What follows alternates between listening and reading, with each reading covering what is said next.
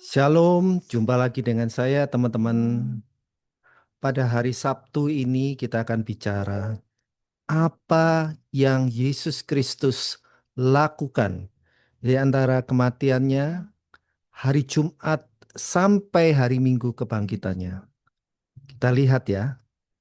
Nah, kita lihat dasar pembahasan kita pada pagi hari ini, yaitu 1 Petrus 3 ayat 18 sampai 19. Sebab juga Kristus telah mati sekali untuk segala dosa kita. Ia yang benar untuk orang-orang yang tidak benar.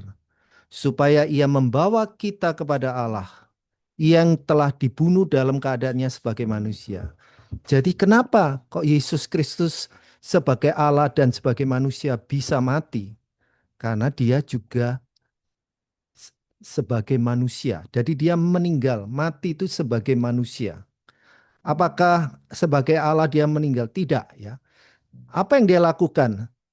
Tetapi yang telah dibangkitkan menurut roh. Dan di dalam roh itu juga ia pergi memberitakan Injil kepada roh-roh yang di dalam penjara.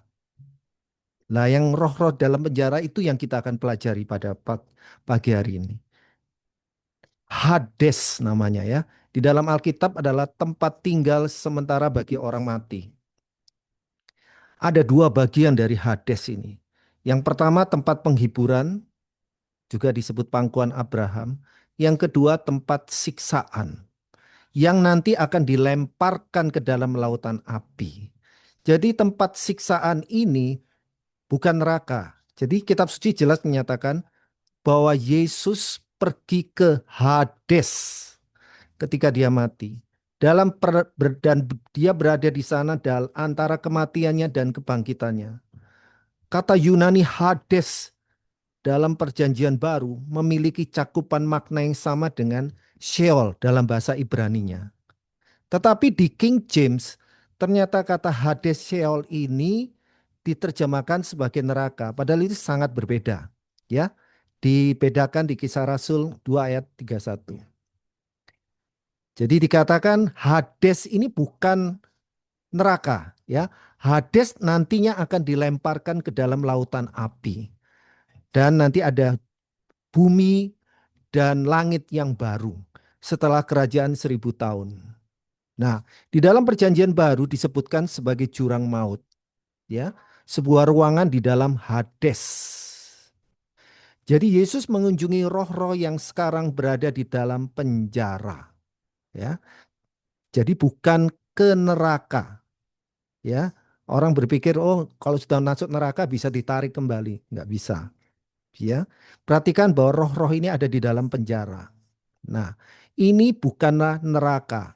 Seol dalam arti Seol atau Hades ini adalah danau api, bukan ya. Jurang maut adalah sebuah kompartemen di dalam Hades, di dalam tempat penantian. Memang kitab suci tidak mengatakan bahwa Yesus memasuki neraka, tidak. Ya, sayangnya di dalam King James, ya Alkitab King James Version diterjemahkan terjemahan Ibrani ini, Seol ini sebagai neraka, padahal bukan. Ya, diterjemahkan bahasa Ibrani itu sebagai neraka dan bukan Seol. Jadi sebenarnya Yesus tidak pergi ke neraka, tetapi ke Zeol, ya, untuk mengumumkan kemenangan bagi roh-roh atau setan-setan yang ada di ruang jurang maut. Nah, roh-roh setan yang bagaimana yang masuk di situ? Itu di dalam Kejadian 6. Malaikat-malaikat yang jatuh yang bersetubuh dengan beberapa perempuan, anak manusia. Gambarannya kurang lebih seperti ini. Jadi Hades dalam kitab suci disebutkan alam maut, tempat persinggahan arwah orang mati atau kuburan umum umat manusia, bukan neraka abadi.